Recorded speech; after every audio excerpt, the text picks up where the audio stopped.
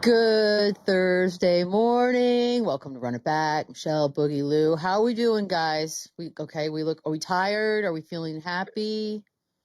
Smooth morning with me. We're getting there. Okay, we are over the hump. We are almost there. Actually, no, this is our Friday, I think, this week. So yes, no, this is it. Okay, we got this. Guys, I feel like I'm just suffering from deja vu day in, day out with this Giannis situation. See, this is the problem when a giant name is ready to move on. It takes up all of the headlines. So, Shams reporting that he's ready for a new home. Yeah, we know. By the February 5th deadline or in the offseason, said that several teams are making pretty aggressive offers already and that the Bucks are starting to listen. I think the big thing, Lou, was whether or not it was going to happen at the trade deadline, not so much whether he was actually going to leave at all. Now it really feels like he's going to leave at the trade deadline. Do you feel that? I don't know. Not with the language. It looks like everybody's willing to be patient and see what they can get out of it. The Milwaukee Bucks are going to do what's best for the Milwaukee Bucks at the end of the day.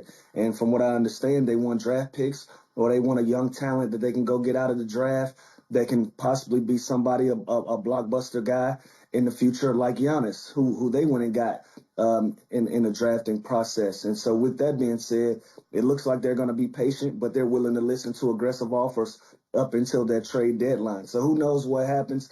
It looks like they're not in a rush to make anything happen. It looked like Giannis is in the rush, but the Milwaukee Bucks are willing to be patient and take their time to be able to get what they want out of this whole scenario. So, if I'm a betting man, I don't know if this happens before the trade deadline because, it's a limited amount of teams that can offer them things that they would want in return for Giannis.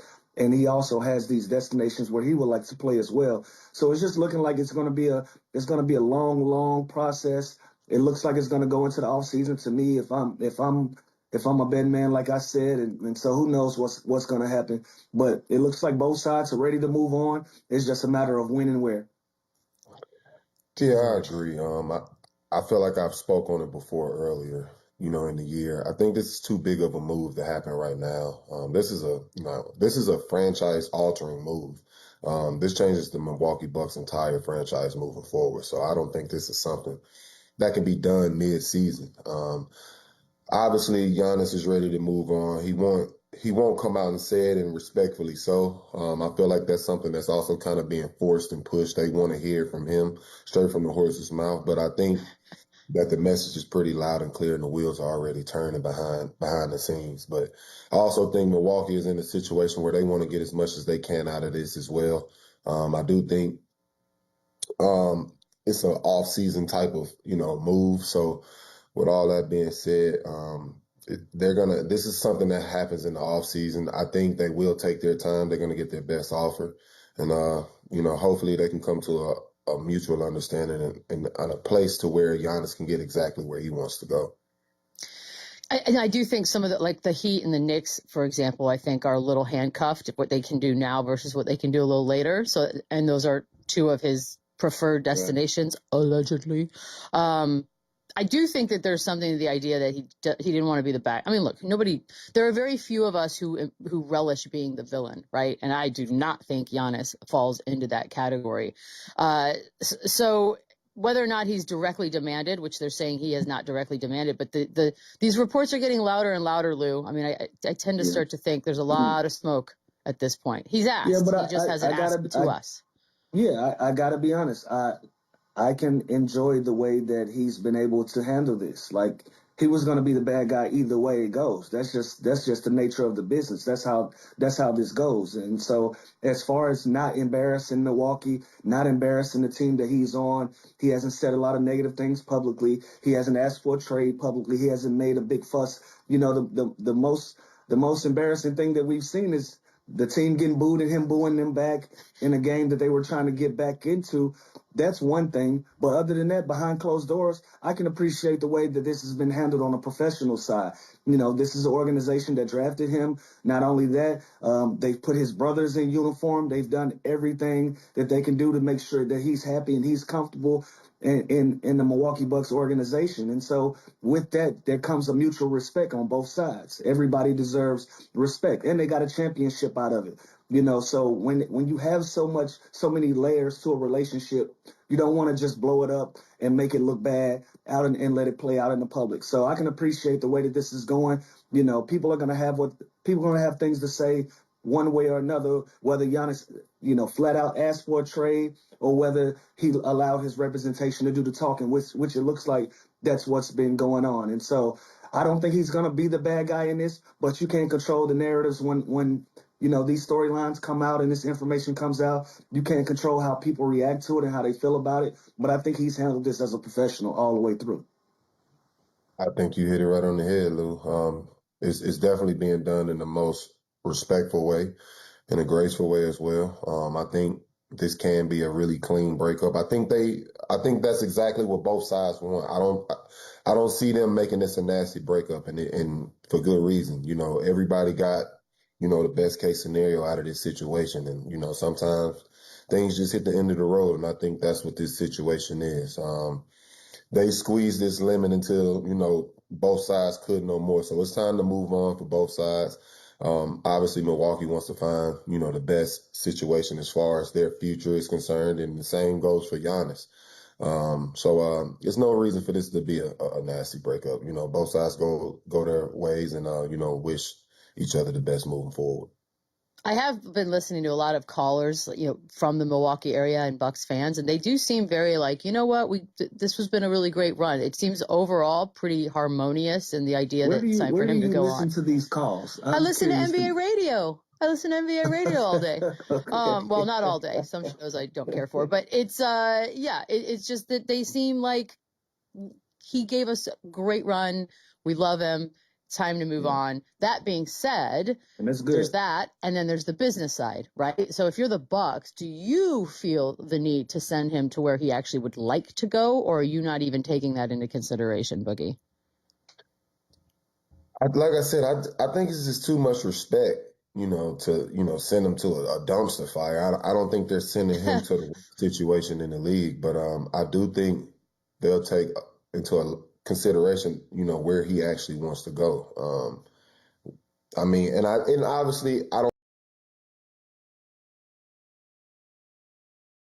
don't think it'll just be a two team type list. They'll ask for, where are the 4 top destinations you want to go. And through those 4, I think they'll try to get the best, get back they can from whatever situation they feel that is. So it will be some type of mutual respect, I believe. He does have a list. Yeah, for sure. But with that being said, we know how this business goes. The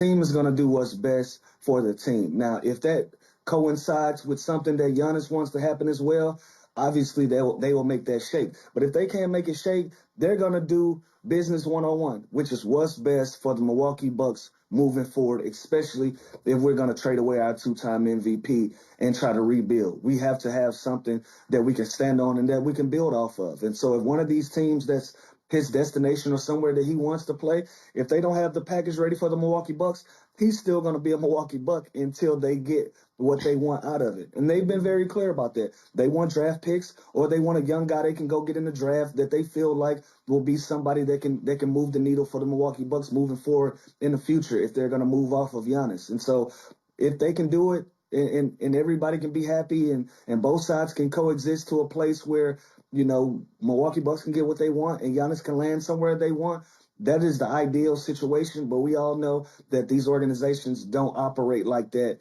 the majority of the time. And I don't think this scenario is any different for Giannis as well.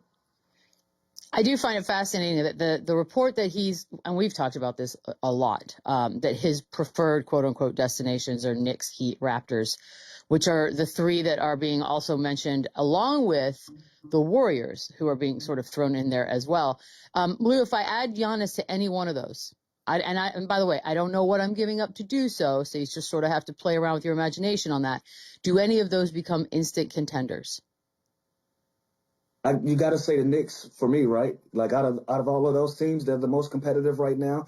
They have the most pieces, and they're already right there in the mix. They're already in the mix of being a contender in the Eastern Conference. But you add a Giannis to that, I think that puts them in a pretty good position, you know, to compete with the rest of the top teams in the Bostons and the Detroits of the world. If you're the New York Knicks, all of these other teams, I think if you go get Giannis, you have to make another move after another move to put those teams to be in a competitive position.